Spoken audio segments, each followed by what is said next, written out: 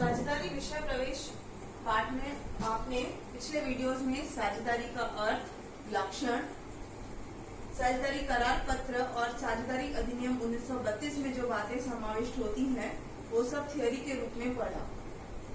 साझेदारी इस चैप्टर में अब आपको सीखना है कि साझेदार अपने लाभ हानि का वितरण किस प्रकार करते हैं। तो सबसे पहले आपको याद कराऊं कि कक्षा 11वीं में फाइनल अकाउंट्स में आपने क्या पढ़ा था। आपने पढ़ा था ट्रेडिंग अकाउंट, जिसमें व्यापार संबंधी खर्च और इनकम आते हैं, जिसमें क्रॉस प्रॉफिट आता है।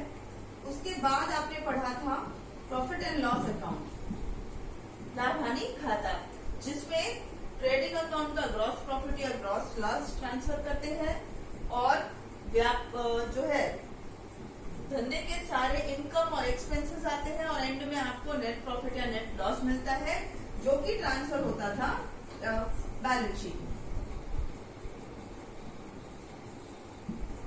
इस बैलेंस शीट में लायबिलिटी साइड और एसेट साइड ऐसे दो साइड होते थे, जिसमें लायबिलिटी साइड में आप क्या करते थे, लायबिलिटी साइड में जो आपकी कैपिटल होती थी, इसका एक ओपनिंग बैलेंस होता था। इस कैपिटल में आप ऐड करते थे इंटरेस्ट, एडिशनल कैपिटल। यदि कोई धंधे में कैपिटल आया हो तो एडिशनल कैपिटल, फिर इंटरेस्ट ऑन कैपिटल।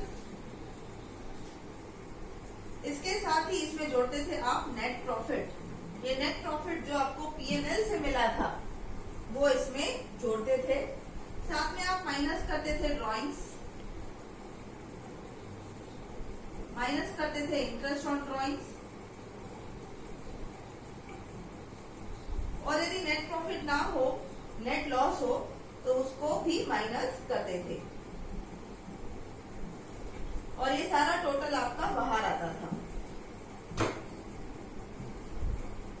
ये आपका व्यक्तिगत मालिकी मतलब सोल प्रोप्राइटर के जो फाइनल अकाउंट्स आपने 11th में सीखे थे, उस हिसाब से आप ऐसा करते थे।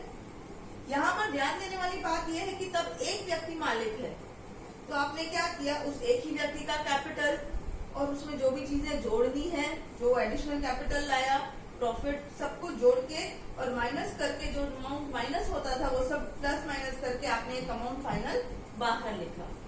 तो आपका कैपिटल का जो अंत में उसके पास कितनी कैपिटल बची यहाँ पर वो आ गया। इसके बाद इस बैलेंस शीट में क्रेडिटर्स है, बिल पेबल्स है, बैंक लोन है, जो भी और लायबिलिटीज है वो लिखते थे और एसेट साइड सारी एसेट्स लिखकर आप ये बैलेंस शीट को टोटल करके टैली करते थे। ये हमारा 11th में होता था क्योंकि वहां पर एक व्यक्ति होता था। अब बात करते हैं हम 12th की। अब 12th में आपका टॉपिक क्या है कि आप पार्टनरशिप की बात कर रहे हो। तो पार्टनरशिप में यही सारी चीजें, अब एक से ज्यादा पार्टनर्स हैं तो आपको देखना है कैसे करना है। तो यहाँ पर ये चीजें तो वही होंगी, परंतु एक व्यक्ति की ना होकर दो या दो से ज्यादा व्यक्तियों के लिए आपको ये सेम चीजें करनी है। तो ये सेम चीजें आपको बैलेंस शीट में नहीं दर्शानी है। वहाँ एक होता था तो बैलेंस शीट में आ जाता था सोल प्रोप्राइटर में। अब ये दो या दो से ज्यादा व्यक्ति पार्टनर्स हैं तो इसीलिए आपको इसको अलग से दर्शाना पड़ेगा। अब क्या बनेंगे, आपको पार्टनर्स के कैपिटल अकाउंट बनेंगे अलग से। और ये सारी चीजें लॉजिक वही है, कॉन्सेप्ट वही है कि इंटरेस्ट ऑन कैपिटल जुड़ेगा, एडिशनल कैपिटल जुड़ेगा, पर यहाँ पर वो स्वरूप जो है वो लेजर का अलग होगा, पार्टनर्स कैपिटल।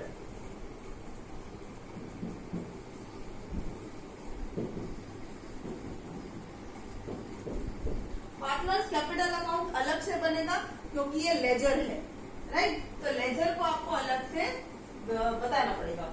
यहाँ पर यही सारी कॉलम्स आएंगे। लेजर में जैसे आते हैं डेट, पर्टिकुलर्स, पार्टनर्स के यहाँ पे नाम ए बी, फॉर एग्जांपल दो पार्टनर है, डेट, पर्टिकुलर्स, पार्टनर ए, पार्टनर बी। ये लेजर में ये डेबिट साइड और ये क्रेडिट साइड, इस तरह से लेजर बनेगा।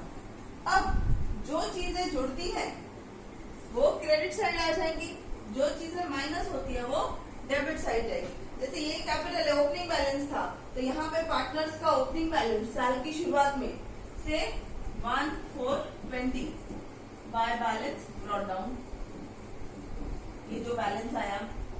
अब ऐसी चीजें जो कैपिटल को बढ़ाएंगी वो वापस क्रेडिट में आएंगी, ऐसी चीजें या ऐसी बातें जो कैपिटल को घटाएंगी वो डेबिट साइड आएंगी। जैसे एडिशनल कैपिटल, साल के दौरान पार्टनर्स कैपिटल लाते हैं, तो कोई भी तारीख को जैसे लाएंगे 31/7 को लाए फॉर एग्जाम्पल, किस स्वरूप में लाए, बाय कैश, बाय फर्नीचर, जो भी स्वरूप में लाए लिखा, ये देखो कैपिटल को बढ़ाया।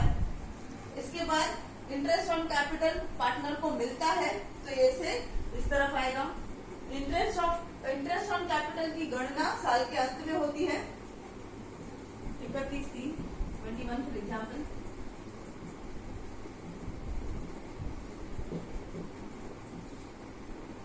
इसी प्रकार से साल के अंत में नेट प्रॉफिट गणना हुआ, की गणना की, वो इस तरफ आएगा डिविजिबल प्रॉफिट। नेट प्रॉफिट यार यहाँ पर डिविजिबल प्रॉफिट बोलते हैं इसको, कि जो प्रॉफिट बांट दिया इन दोनों में वो। इसी प्रकार से जो चीजें कम हो रही हैं वो इस तरफ आएंगी साल के दौरान। फॉर एग्जाम्पल 31/10/20 को इन्होंने ड्राइंग्स की, तो 2 ड्राइंग्स, फिर साल के अंत में ड्राइंग पे ब्याज की, आहरण पर ब्याज की गणना हुई, इंटरेस्ट ऑन ड्राइंग्स। उसके बाद यदि ये नेट प्रॉफिट नहीं है तो नेट लॉस होता, तो वो भी इधर आता, इन दोनों में से एक आएगा।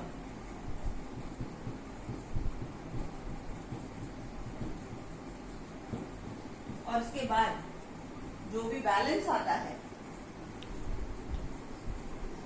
यहाँ पर बैलेंस कैरिड डाउन।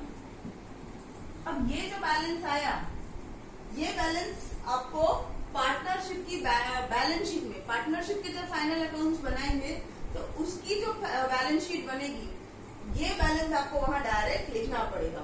तो ये सारी कैलकुलेशन जो सोल प्रोप्राइटर में ऐसे होती है वो वहां पर नहीं करनी है, ठीक है।